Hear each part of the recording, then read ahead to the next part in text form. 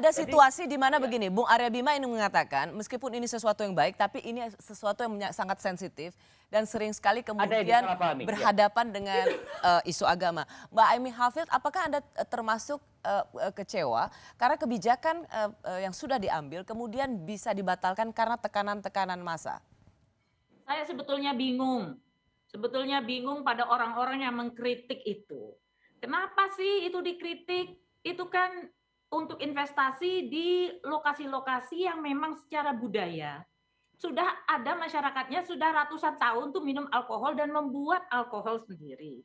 Jadi kalau mereka ada membuat investasi di sana, itu kemudian dipatenkan menjadi brand Indonesia, itu kenapa tidak boleh? Kemudian itu dijual, peredarannya dikontrol oleh pemerintah. Persis. Dan pembuatannya. Ya, itu kan tujuan awalnya Mbak Aimee. Dan POM. Ya, itu kan tujuan awalnya. Ketika ini sudah dibatalkan, Betul, apakah seorang Aimee Hafid kecewa nggak bahwa kemudian sebuah kebijakan yang awalnya bisa dianggap baik, kemudian bisa dibatalkan karena tekanan publik?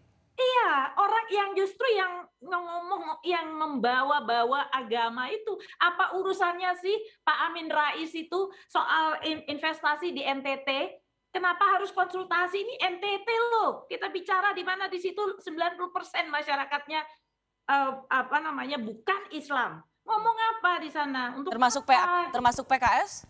Iya, PKS juga ngapain?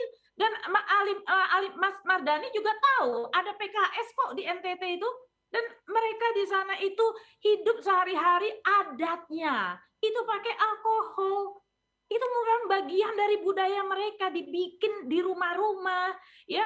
Dan itu memang ada negatifnya, ada positifnya. Tapi negatifnya itu bisa dikontrol dengan kalau investasi ini resmi. Ya. Ini kok diributin. Ini sesuatu yang bukan masalah, tapi diributin gitu loh. Apa urusannya gitu? Ini yang menurut saya kebablasan orang Islam di tokoh-tokoh Islam, bukan orang Islam ya. Tokoh Islam, partai Islam yang memakai nama Islam untuk membodohi rakyat Indonesia, mempunyai bargaining power, posisi tawar pada Presiden Jokowi. Itu yang saya lawan itu sebetulnya itu. Baik, Mbak Aimee. Bahwa Presiden Jokowi lagi pusing mau konsentrasi urusan recovery ekonomi, kemudian dia terpaksa membatalkan. Karena dia udah mulai mempunyai pengalaman bagaimana dia diserang dari urusan agama itu dan bagaimana lelahnya dia. Gitu. Ya, Bung Mardhani Alisera. Saya menggugat PKS, menggugat itu organisasi-organisasi. Apa urusannya? Itu nggak ditaruh di Jogja kok gitu loh. Kalau Muhammadiyah tuh tidak ditaruh di tempat lain gitu loh. Ini ditaruh di masyarakat yang memang secara budaya punya tradisi itu. Oke, Bung Mardhani Alisera. Nyun sewu Mbak Aimee, saya pribadi tidak ada urusannya Perpres itu dengan agama versi saya. Saya justru sedih ada Perpres ini, karena Perpres ini bertentangan langsung dengan prioritas Pak Jokowi. Prioritas nomor 1 pembangunan Pak Jokowi di 5 tahun ini adalah SDM unggul. Survei, kajian, riset menunjukkan miras ini justru yang merusak SDM unggul kita.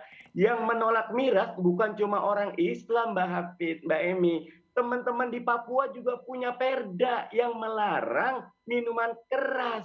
Karena itu ini kalau saya nggak ada urusan agama, tentu teman-teman NU punya hak, teman Muhammadiyah pasti punya hak.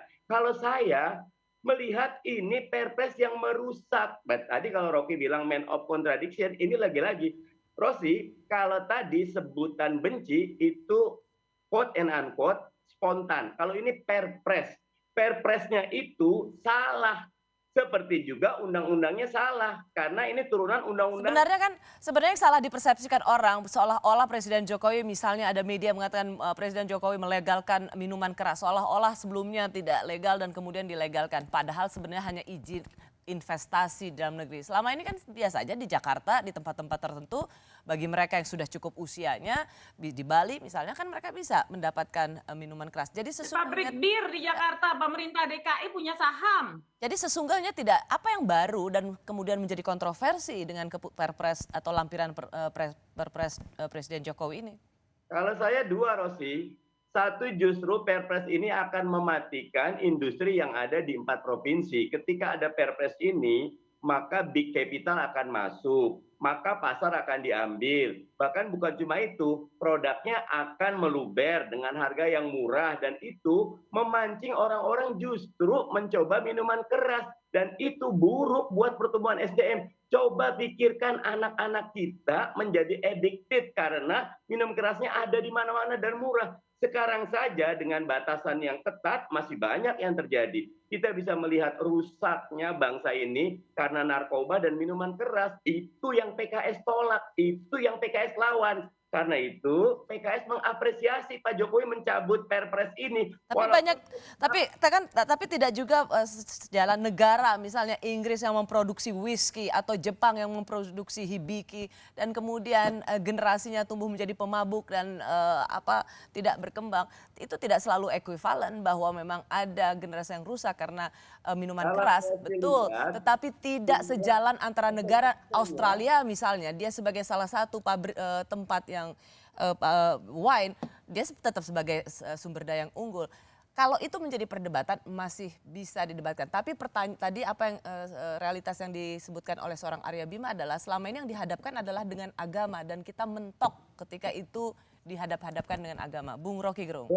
Kalau negara maju tadi, sistem pendidikannya sudah bagus, masyarakatnya rasional, PISA skornya tinggi, sehingga dia bisa menilai ini layak tidak. Kita ini PISA skor kita rendah, karakter budaya kita juga belum unggulan, tiba-tiba dibanjiri miras, berbahaya.